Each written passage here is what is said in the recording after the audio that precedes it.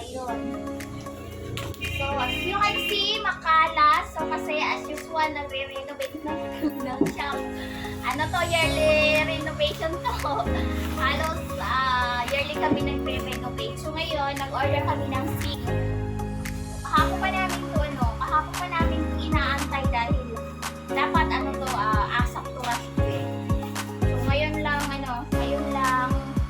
dumating. Inukulit ko na yung sealer na ibigay yung inukulit ko na yung sealer na ibigay yung number ng rider kasi asap talaga to. Kasi 1 week lang ako nag-leave sa office, sa work ko para makabit ito. Para matapos. So ito.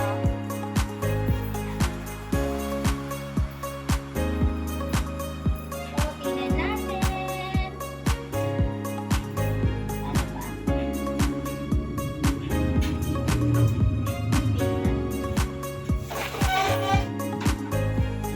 Bigat. Ayan, ang laki. So, malaki to, malaking box. Malaki, okay ka mo, malaki. Yan, tadaan! Excited! Naghanap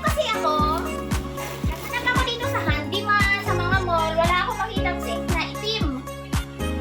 Kahit sa Welcon, wala akong makita. So, ang ginawa ko is nag-order na lang ako dito sa shop. Tadaan! Shopee. Actually, kasi yung theme, yung color ng kusina ko is black. So, hindi pa siya gawa. So, ano yan? Tadaan! Meron siyang tray. Para to siguro sa gulay. So, tadaan!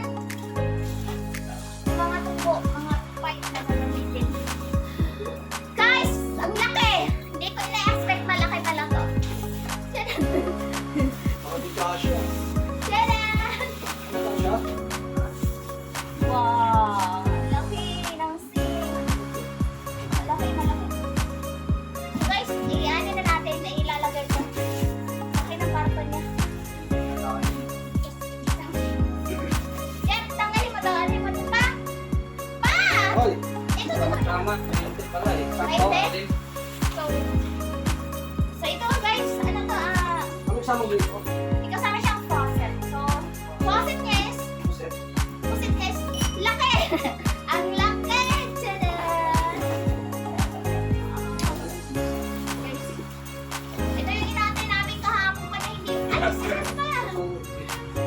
Yan! So, ganito naman. Guys, see you later. Ikakabit muna namin. Ang init!